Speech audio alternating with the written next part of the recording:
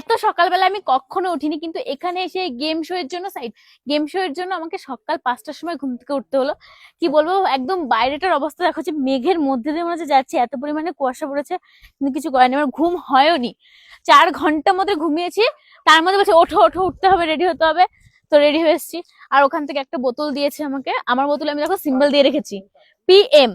কালকে এই বোতলটা দিয়েছে সবাইকে, সেম বোতল, তাই আমার বোতলে আমি লিখে রেখেছি PM, যাতে যাতে মানে কারোর সাথে এক্সচেঞ্জ না হয়, নাহলে সবাই খাচ্ছে না, তার কার বোতল কার কাছে চলে আসবে, তার জন্য আমার সাইন দিয়ে রেখেছি। আর একটা ছাতা নিতে বলেছে, ছাতা ক্যারি করতে বলেছে যদি বৃষ্টি হয়ে যায়, কারণ এখানে ওয়েদার সবসময় খারাপ হতে থাকে। তো এটা হচ্ছে কি আজকে আমার আউটফিট, একদম সিম্পল এর মধ্যে রেখেছি, যেহেতু আজকে বাইরের শুট, তার জন্য।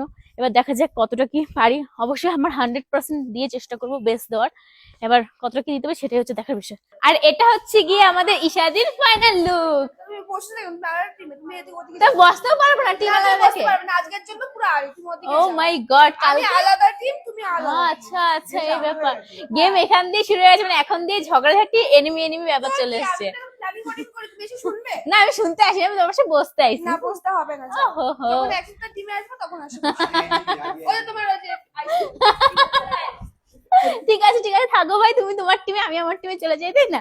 আমার টিমে যে এখানে অঙ্কিতা আছে, আর রিঙ্কি দি কোথায়? রিঙ্কি দি দেখতে পাচ্ছি না। রিঙ্কি দি আছে, আর হচ্ছে প্রিয়াঙ্কা আছে, ব্যাস, আর সৌরভী আছে। এই কজন মিলে আমাদের টিম হোয়াইট। তো চলো এবার দেখা যাক কি খেলা হয়, আর কোথায় যাই খেলতে, এটাই হচ্ছে দেখার বিষয়।